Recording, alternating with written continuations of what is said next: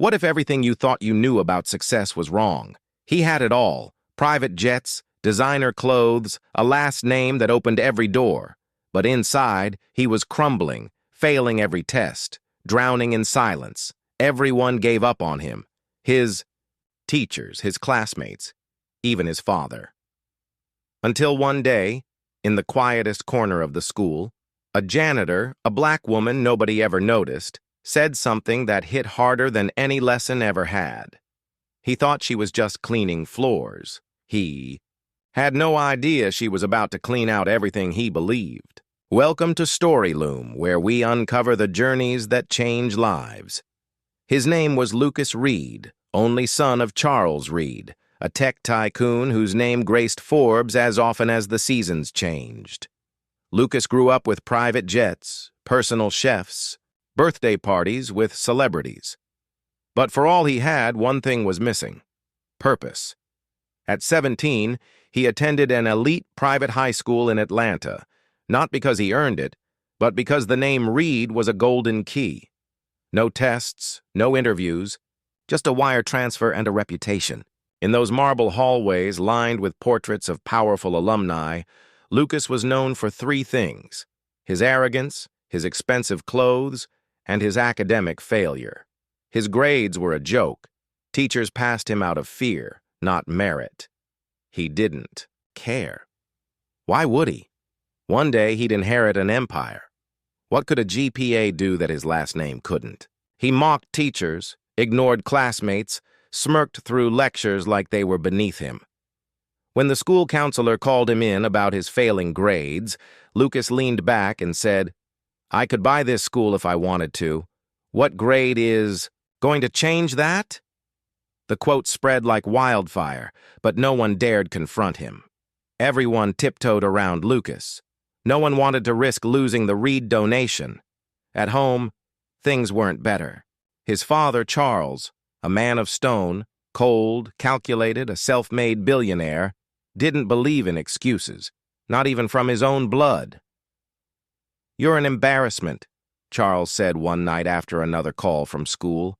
"If you worked for me, you'd be fired." Lucas rolled his eyes. "But I'm not your employee. I'm your son." "The world doesn't care," Charles shot back. "Either you become someone, or you'll just be another rich kid with a last name and no spine. I won't carry you."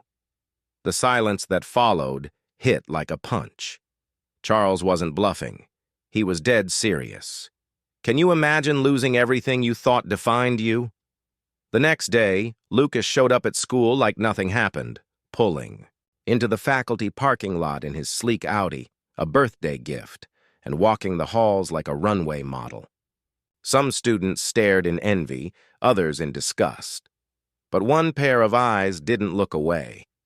Hers, an older black woman, likely in her 50s, mopping the floor near the side entrance.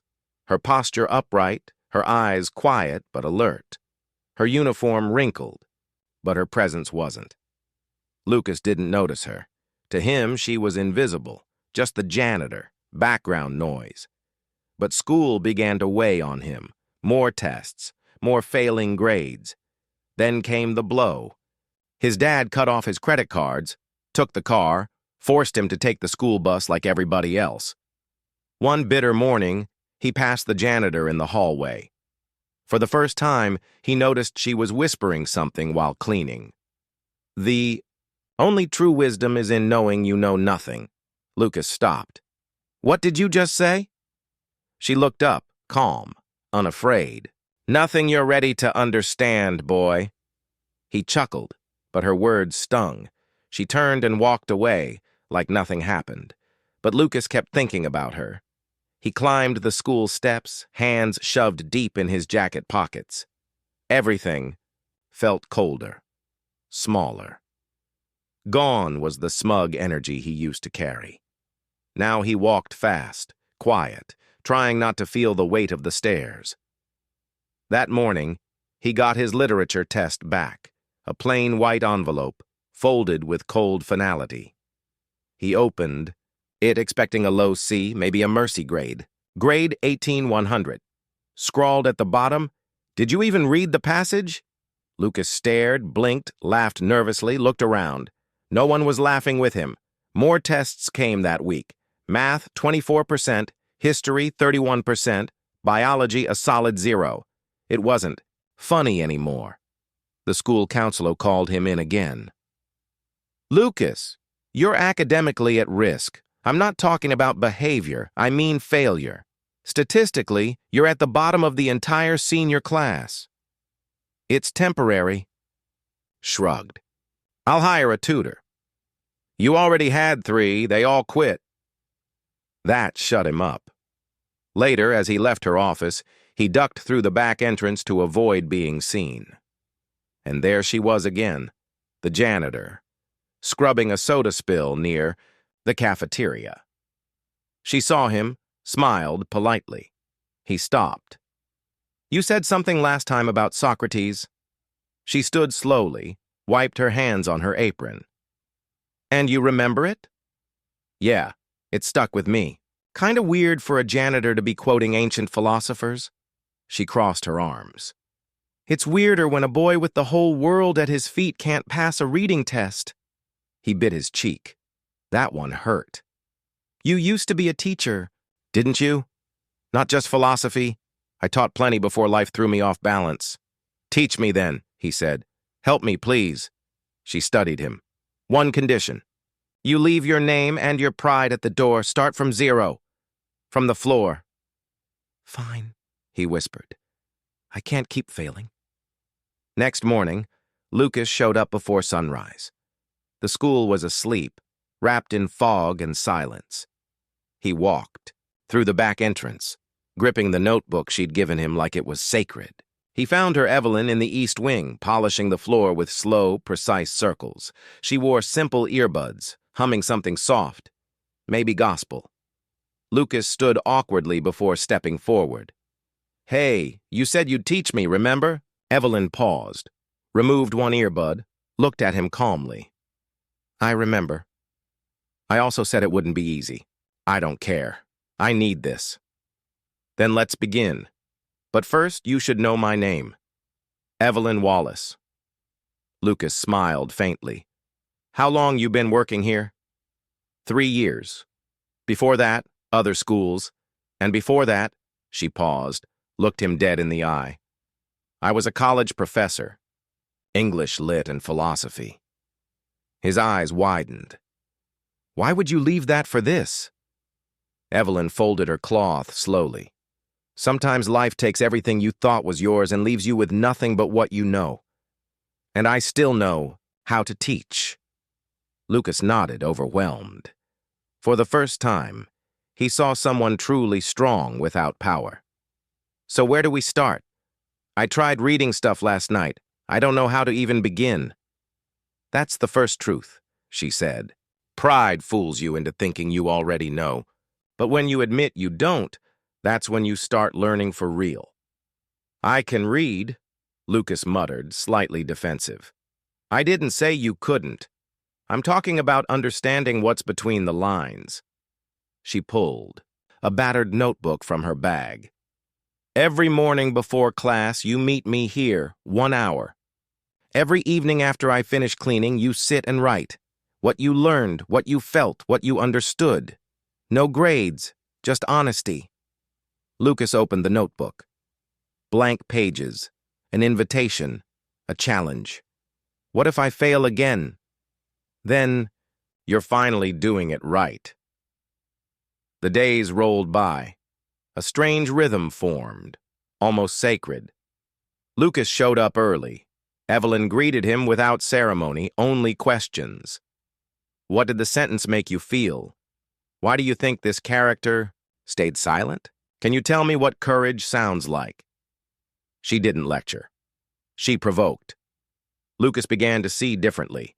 Books stopped feeling like chores. Sentences started pulling at his gut. He was learning to feel what words were trying to say. The notebook filled, not with answers, but with thoughts, reflections, fears. He wrote about his father, about pressure, about how angry he was at being empty all the time. Evelyn read every word. One night, while he was writing in the cafeteria, two boys walked by, laughing loudly. One, Josh, a star football player, nudged the other. "Look at little Reed now, writing love letters to the janitor." Lucas clenched his jaw, ready to react. But Evelyn gently placed a hand on his shoulder and whispered, "You don't measure depth with a shallow ruler." He looked up at her. That line hit deeper than any insult. Later that night, Lucas opened a message from his father. "They updated your academic record. One last warning. Turn things around or you're out. No trust fund, no apartment, nothing." Lucas stared at the message. He didn't reply, but for the first time, he didn't feel afraid. He felt ready. Friday arrived with buzz and tension. The school was alive with end-of-term energy. Report cards, college counselors, graduation meetings. Everyone was talking about the future. Lucas walked through the crowd, gripping a folder full of redone assignments, essays marked with praise, and a draft titled "The Illusion of Power," written under Evelyn's challenge. He'd never been proud of anything academic before. He thought maybe, just maybe, his father would be proud too. But when he reached the office, Charles Reed was already there, standing by the window in a sharp gray suit, checking his phone like it owed him money. "You're late," Charles muttered without looking up. "Let's get this over with." The school counselor, clearly nervous, handed over Lucas's new report. Lucas reached for it, but Charles took it first. He scanned it. The grades were better, still far from perfect, but steady improvement paired with glowing remarks from teachers, shows initiative, participating actively, significant change in attitude. Charles closed the folder with a dull snap. "This is what you call progress?" Lucas exhaled. "I'm trying, honestly." "Trying with who?" Charles pressed. "The last tutor quit. Who's been helping you?" Lucas paused. He didn't want to expose Evelyn, but something in him said it was time. "Evelyn, the janitor." Silence. Charles blinked, then gave a dry, sharp laugh. "You're kidding. She used to be a professor. She taught me more than any of your overpriced tutors. She taught me to think." Charles took a step forward, voice low and threatening. "You're embarrassing this family. You're wasting time with people who have nothing to offer." "She sees me. You never did." Charles stared at him like he was a stranger. "If you keep going down this road, you lose everything. No car, no money, no name. Don't test me." Lucas felt the words burn his tongue, but he said them anyway. "Maybe I need to lose everything to figure out who I actually am." Charles didn't answer, just walked away. The next week, Lucas was quieter, angrier, but not defeated. The kids at school noticed. The teachers did too. Rumors spread. Some said Lucas was obsessed with the janitor. Others mocked him openly. Josh shared a video of Lucas sitting with Evelyn after hours with the caption, "Lessons from Losers." Lucas didn't flinch. Instead, he printed his essay and posted it on the school's reading board under the title, "Learning Doesn't Make Me Weak. Ignorance Does." Lucas Reed. The paper was gone the next day, but the message had taken root. Monday morning brought a strange calm. The rain had stopped. The sky was gray but quiet. Lucas walked into school early, clutching a coffee in one hand and a notebook in the other. He found Evelyn in the back hallway, mopping near the old science wing. She looked up as he approached, eyebrow raised. "You're bringing peace offerings now? Coffee?" Lucas replied, handing her one. "And something else." Evelyn took the cup and looked at him closely. "You've got that look, the one people get right before they say something that changes everything." Lucas sat on the floor, notebook still in his hands. "I looked you up online." Her eyes narrowed slightly. "You what?" "Not in a creepy way," he added quickly.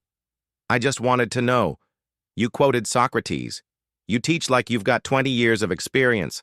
I found an old article. Evelyn Wallace, tenured professor at the University of Chicago, guest speaker, published writer, award winner. She closed her eyes for a long moment. That woman existed. She just doesn't get invited back anymore. What happened? Evelyn leaned against her mop handle. I blew the whistle on a plagiarism scandal involving a tenured dean. Big name, powerful. I refused hush money. They shut me out quietly, permanently. The people I trusted disappeared. Then my husband died. In a car accident on the way to a conference I organized. Lucas swallowed hard. You lost everything. Except my mind, she said softly. And my voice. He nodded slowly. Then I want to make you a deal. Evelyn raised an eyebrow. What kind of deal? I want you to teach me. Really teach me like I'm one of your college students. Don't hold back. Don't treat me like I'm fragile. I want to learn everything you know. I want to be someone, not because of my name, because of what I do. She looked at him carefully. Something was different in his eyes. Not defiance, not arrogance. And what's your part of the deal? I won't quit, he said. No matter how hard it gets, I'll fail, rewrite, relearn, whatever it takes. Evelyn stood silent. For a moment, then extended her hand. Then we've got a deal. They shook on it. No contracts, no fancy terms, just truth. That week, things intensified. Evelyn built a plan, not based on tests, but on understanding. Lucas read Baldwin, Hughes, Morrison. He started writing reflections instead of essays. He questioned systems, injustice, himself. Each night, he handed her a notebook filled with thoughts. Each night, she returned it with questions that dug deeper. The school didn't know. To them, Lucas was still figuring things out. But inside, something bigger was happening. A few days later, Lucas showed up to evening study with someone new. This is Priya, he said. She's in my biology class. She needs help with writing. Evelyn smiled. Looks like we've got ourselves a class. More students came, quietly, cautiously. Word spread that someone at the school was actually helping, not grading, not judging, but teaching. The abandoned library turned into their secret classroom. They read, wrote, debated, cried. It was beautiful and dangerous. One afternoon, Evelyn was called into the office. The assistant principal spoke in corporate tones. Miss Wallace, we've received concerns. Parents are asking why their kids are spending time with the janitorial staff after hours. It's unorthodox. I'm teaching, she replied simply. You're not a certified instructor here. It's not in your job description. Evelyn stared at her. Neither is saving a kid's life. But I did that anyway. The assistant principal didn't answer, but Evelyn knew what was coming. Lucas heard about it the next day. They told you to stop? Yes. That's insane. You're helping. I know, she interrupted. But that's what systems do. They don't attack what's broken. They attack what's working, if it wasn't meant to work that way. Lucas clenched his fists. I'm going to tell my dad. I'll go to the board. I'll go public. Not yet, Evelyn said firmly. Your voice needs to be strong enough to stand on its own first.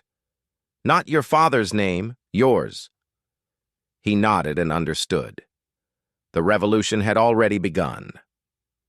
Winter crept into Atlanta, painting mornings in fog and silence. The school hallways were darker, quieter. But inside Lucas, something brighter was growing, a light he couldn't explain. One morning, Evelyn met him in the old library, the one no one used anymore. She sat him down, folded her hands over a book, and looked him in the eyes. It's time I tell you the one thing no one teaches. Lucas leaned forward. I'm listening. The secret isn't in grades or textbooks or diplomas. The secret to real learning is transformation. She stood, pacing slowly. Most people learn to pass, to survive, to repeat what someone told them, and hope it's enough. But you don't change like that. You change when something inside you breaks and rebuilds stronger. Lucas was silent. You've started that process, but you need to know what real learning feels like. It's messy, it's painful, it's personal, but it's real. She handed him a worn book with blue binding. "This saved me," she said. "The Souls of Black Folk by W.E.B. Du Bois. I read it when I lost everything. It brought me back." Lucas opened the cover. Handwritten notes filled the margins. "You're giving me this?" "I'm trusting you with it." "Why me?" Evelyn sat back down. "Because when I saw you that day, you weren't arrogant. You were drowning, and something in you still wanted to live." Lucas clutched the book. "I'm going to read every word and write something real, not for me, for you." She stood to leave, picked up her mop and bucket. Before exiting, she turned. "Next time someone asks how you're doing in school, don't say I'm improving. Say I'm becoming someone." He sat there long after she left, the book in his hands, his chest heavy, not with fear but with meaning. He didn't want to just pass anymore. He wanted to matter. Something had shifted. You could see it in the way Lucas walked. He no longer moved through the school like a prince, but like someone awake. He still wore the same clothes, but the weight behind his eyes was different. Not empty, focused. Most teachers didn't know what to make of it. The arrogant heir was now asking questions in class, writing full essays, volunteering for group work. One day during history, he raised his hand. "Can we talk about how the textbook glosses over slavery like it was a footnote?" The room went silent. Even the teacher hesitated. "Where'd you hear that?" he asked, cautious. "Du Bois, Baldwin, and a woman who knows how to teach." No one knew how to respond, but no one forgot that moment either. Lucas wasn't just changing himself. He was seeing others, the quiet girl who always sat alone in the cafeteria, the student who worked 2 jobs and still showed up on time, the teacher who gave brilliant lectures but never got the respect she deserved. He noticed something else. Once you learn to really see people, you realize how many go unseen. Each day with Evelyn continued like clockwork, mornings of deep questions, evenings of writing. He was building something, not just better grades, a better self. The essays became more personal, more political, more powerful. Evelyn corrected them with tough love, red ink, sharp notes. "Don't just say it, mean it. This sentence is pretty but hollow. Rewrite it with your soul." Lucas rewrote over and over. He stopped caring what people thought, not because of arrogance, because he finally knew who he was becoming. One afternoon, Lucas brought another classmate to their study session, then another and another. Soon, the abandoned library turned into a quiet revolution. Evelyn taught circles of 5, 6, sometimes 10 students after hours. They weren't just learning to write, they were learning to think. Books once ignored became holy texts. Quotes were shared like battle cries. "If you are silent about your pain, they'll kill you and say you enjoyed it," Zora Neale Hurston. "The function of freedom is to free someone else," Toni Morrison.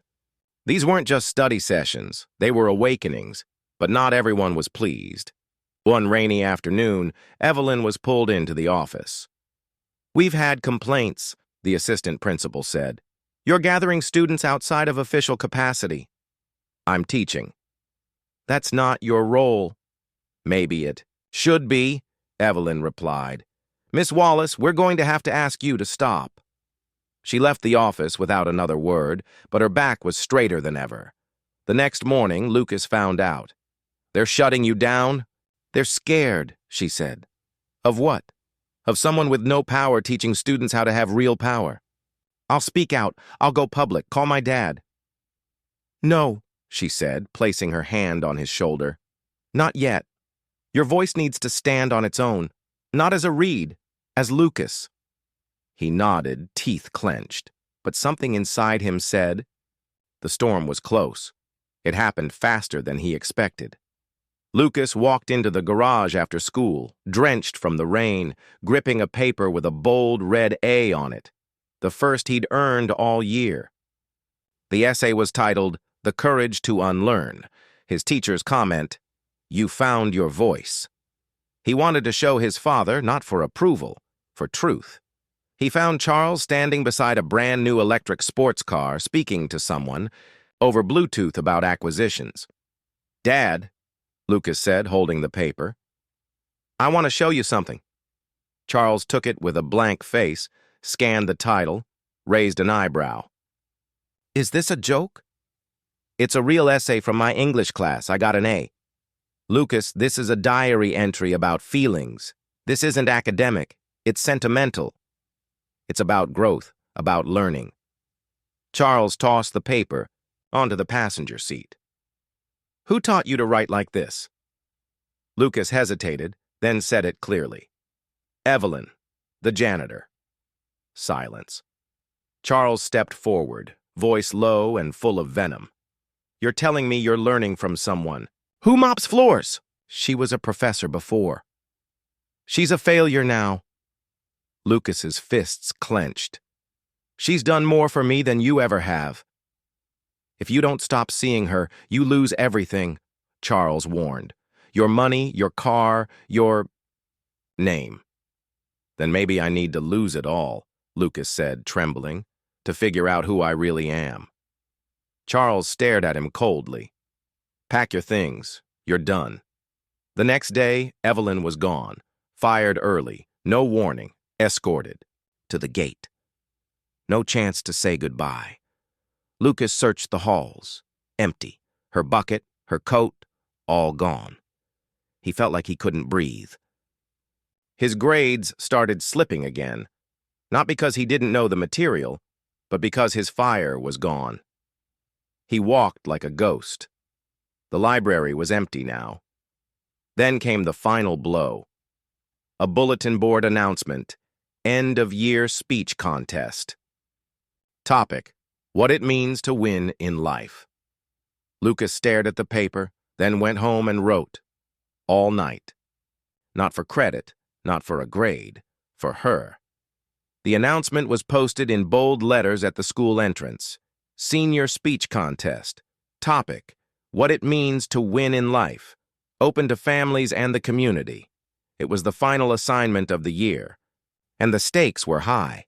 Scholarships, university recommendations, public recognition. For most students, it was just another hoop. For Lucas, it was war. That same morning, he found out Evelyn had been fired, early, quietly, no chance to say goodbye. They said it was budget cuts. Everyone knew better. She left without fanfare. Lucas sat in the empty cafeteria, notebook open, hands shaking. He stared at the pages filled with her words, her corrections, her questions. Learning is transformation. Pride is a trap disguised as protection. You don't need permission to become someone new. He closed the notebook, opened a new one, and wrote. Not for grades, not for applause, for truth. The night of the speech contest arrived. The auditorium was packed. Parents in expensive coats, students in neatly pressed suits, college scouts in the back row with clipboards. Lucas stood behind the curtain, wearing a plain navy shirt and dark jeans. No flashy shoes, no last name. Pinned to his chest, just him and his story, his name was called. He stepped onto the stage. The room fell quiet. He looked across the crowd and began. My name is Lucas Reed. Some of you know me as the kid who wasted a golden ticket, who didn't care, who failed. They say I had everything, but I didn't have the one thing that mattered. Someone who believed in me, until she showed up. He paused. She wasn't my teacher. Not officially. She wasn't paid to help me. She had no office, no authority. Just a mop and a heart big enough to see through my anger. He scanned the audience. She taught me how to read between the lines, in books and in life. She taught me how to write, how to think, how to listen. She didn't just clean the floors of this school, she cleared the fog in my head. The air shifted. People leaned forward. But she was fired, silenced, because systems don't like it when someone from the bottom starts making a real difference. So today, I'm not speaking to impress you. I'm speaking to honor her. He held up the notebook. She told me learning was transformation. That real winning isn't about being rich or powerful. It's about becoming someone worth remembering. His voice softened. She might not be here right now, but she's in every word I'm saying. So what does it mean to win in life? It means waking up, letting go of your name, finding your truth, and using it to lift others. Silence, then one clap, then another, and then the room exploded into applause. A standing ovation. Tears. Even some of the faculty were crying. From the back of the room, a woman with a headscarf and quiet eyes wiped a tear and smiled. Evelyn. She had come back quietly, just to see him shine. And Lucas, he wasn't a reed. That night, he was his own name. The video of his speech spread fast, first through students, then alumni, then the press. Billionaire's son credits school janitor for saving his life. That headline traveled further than any Reed Corporation deal ever had. Evelyn was offered a speaking engagement at a local college, then another, then a teaching position. Doors reopened, not because of a resume, but because of a truth that couldn't be ignored anymore. Lucas passed every class, not with pity, with purpose. He declined Ivy League offers and chose a small college focused on social justice and education. When asked why, he said, "Because I want to teach the way she taught me and build the kind of place where no one has to ask to be seen." The sun was high over Atlanta the day Lucas knocked on a modest front porch, holding an envelope. Evelyn opened the door, wearing a simple cardigan and a look of quiet surprise. "You didn't have to come all the way out here." "I did," Lucas replied, handing her the envelope. Inside, his high school diploma, his college acceptance, and something else, a handwritten proposal. "I want to start something," he said. "A center, a place where people can learn like I did, with honesty, with depth, without shame. I want to call it the Evelyn Institute."